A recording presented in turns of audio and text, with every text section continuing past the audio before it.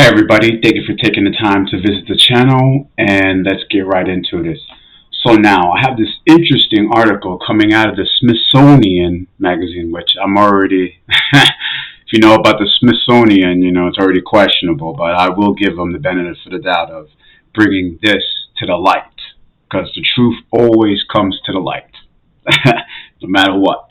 But yeah, so interesting article here we have about ancient DNA confirms the origin story of the Swahili people. And if you know about the Swahili people, they're actually really interesting culture of people, and actually their influence dictates a lot because actually one of the most important contributing factors of the Swahili people is the trade that they had from the Indian Ocean that played a vital role when it came to Central, Southeastern, and South Africa when it came to their trade connections that they had. Because as early as 100 CE, early Romans actually wrote about visiting this part of Africa coast in the first century, and it actually sold to the Arabs and the Portuguese traders. And historical and archaeological records attest to Swahilis being prolific maritime merchants and sailors who sailed the southeast African coastline to lands as far away as Arab, Persia, and Madagascar. So you can see how this crucial area played a big role when it came to the trading routes of the outside world and other people in this vicinity in the area. So I just wanted to attest to that and to their writing and to their architecture that actually is actually portrayed to most of the Persian Arab influence. But I mean, not get too far because this article was actually going to contradict all that and see where the natives actually came in. So let's get right into this. Medieval individuals in a coastal East African civilization had almost equal parts African and Asian ancestry. A new study finds out. As I said, they kind of contributed more to Persian, and not trying to hate on anybody, but we have the facts here of the indigenous people of the Swahili culture. So let's find out what they found out. A new analysis of medieval DNA has revealed that around the turn of the first millennia, Swahili ancestors from Africa and Asia began intermingling and having children, giving rise to a Swahili civilization with a multiracial identity, at least among its elites. And matriarchal, just want to point that out to everybody, that's where the female actually rules this. And where do we see this also? Actually, in Egypt, to the Old Kingdom, females played a high role and where it came to making key roles to trade routes, even to war, and to having relationships with further out nations to better mingle trade routes and to trade for high profile things, ores, what have you, copper, and all that. So a matriarchal society is a big factor in all this. So just want to point that out.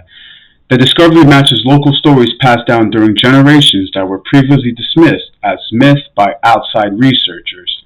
The oral tradition was almost malign. George Abanga, an archaeologist and former Director General of National Museums of Kenya, which I'll show here, was not involved in the genetic analysis, tells the New York Times. Ellie Dogan, which I'll show you here also, now with this DNA study was there was some truth to it. The natives had this story, and they've been telling it for years, but people took it for not truth, but now we see otherwise. Members of the medieval and early modern Swahili culture lived in towns and villages along the coast of East Africa, shared the Kiswahili language, that largely practiced a common religion of Islam. The new research published Wednesday in the journal Nature sheds some light on how this culture formed. To start, the research team made up of 44 scientists, including 17 African scholars, who work with locals to excavate cemeteries along the Swahili coast. They gathered DNA samples from 80 people who lived between 1250 to 1800 CE. So this is the time period that they're having the bodies. So just want to keep you guys on track. And compare the data with saliva samples from modern-day coastal Swahili-speaking people, as well as individuals living in the Middle East, Africa, and other areas of the world. After the team ensured the exhumed bodies were replaced in their cemetery plots, they found about half of the DNA from the medieval individuals came from African women. Listen to that, ladies and gentlemen. That's crucial right there.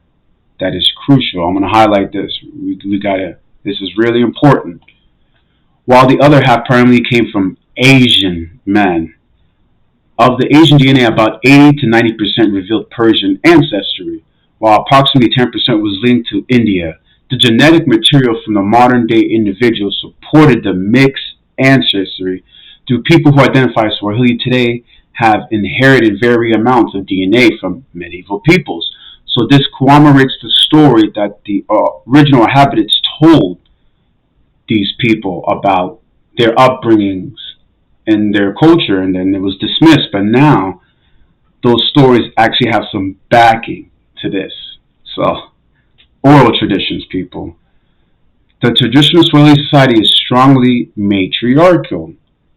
Because mothers were largely African, medieval children retained their language and culture, while certain outside influences like architecture, fashion, and art were absorbed into their primitarily African traditions per the time.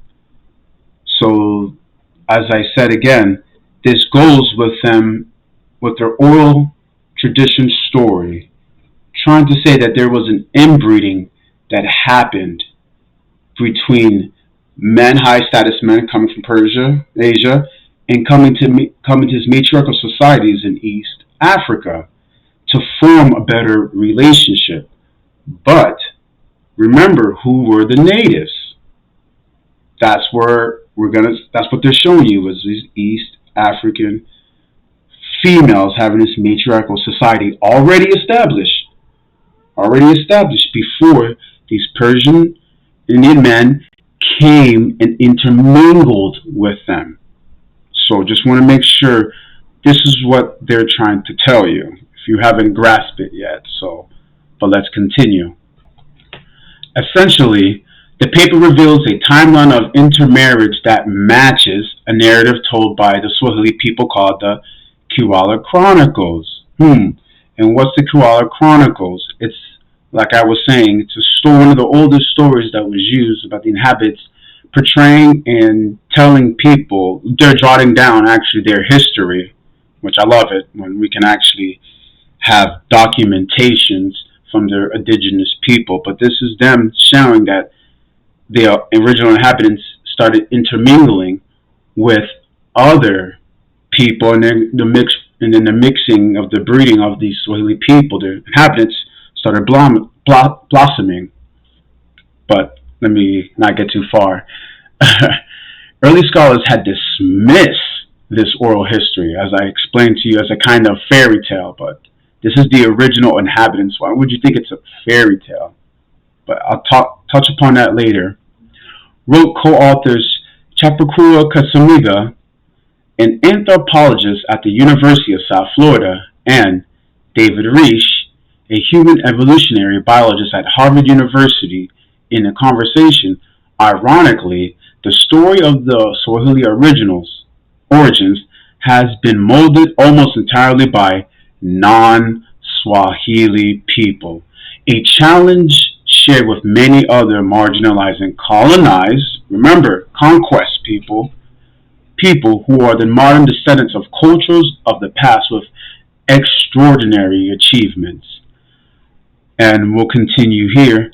The Swahili story tells of a mixed Asian and African ancestry, suggesting that an influx of Persian sultans helped give rise to Swahili culture. But prejudiced researchers, yes, see, I'm glad that the Smithsonian gave this out. I'm really surprised, ladies and gentlemen. And like, no attack to any people. It's just, this is what happens with conquest. When people conquer other nations, you lose all their true history, and then it becomes someone else's history. Riddle me this. But But prejudiced researchers have cast doubt on the story, assuming that the thriving East African port cities were built by Europeans, writes Popular Science.